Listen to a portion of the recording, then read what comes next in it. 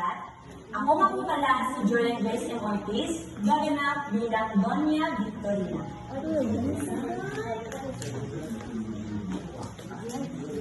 Ay naku, ang daming tao. Pinapakagulo, ang iinit, ang ingay pa. Okay, mga Indio, hindi ba kayo magbibigay galang sa akin? Ano?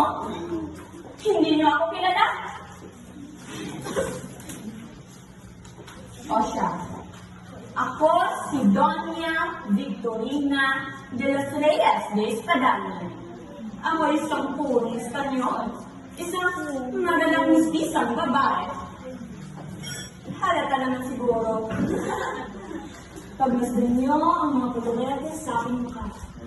Ang kulay at ayos ng aking mga buhok. Ang magagandang nakakapasuotan na parang ng sinistisang tulad ko. Kaya kayong mga Indio kasi itim na mga Aita. Dapat-ibaran na ako. Naaalala ko yung bata. Maraming nanliligaw. Nandara ka. Ngunit, itinabot ko silang lahat.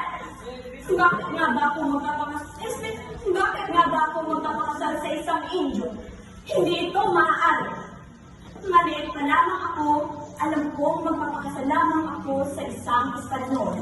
At ito, ang jimboy ko, si Don Tiburcio de Espadanya. Oh! Hindi siya ganun kaya. Mas bata siya sa akin. At hindi siya nakapag-aral. Ngunit, isa pa rin siyang Espanyol. Alam mo ba? Napadaan kami kanina sa harap ng bahay ng isang altares. At nagkataong naroon si Doña Consolacion. Abay, sumimangot at dumuraba naman sa harapan ko. Napakawalang modo. Luro, bandida. Akala niya kung sino siya para gawin yun sa harap ko?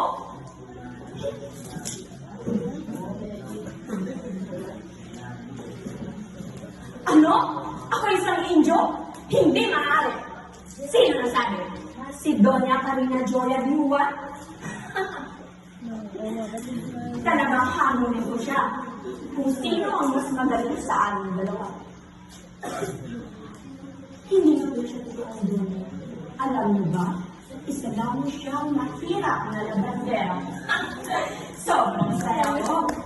Nakaya ko siyang ikaniya sa harap ng maraming tao. Sayang. Maraming kasama at masabi. Ngunit, pinigilan ako ng aking asawa ng pura. Kayo, kanino kayo kakampi? Sa akin? O kay Konsolasyon? Ano? Kay Konsolasyon? Sige. Magsama kayong mga pangit at petis sa LPR. At kanilang ang mga maganda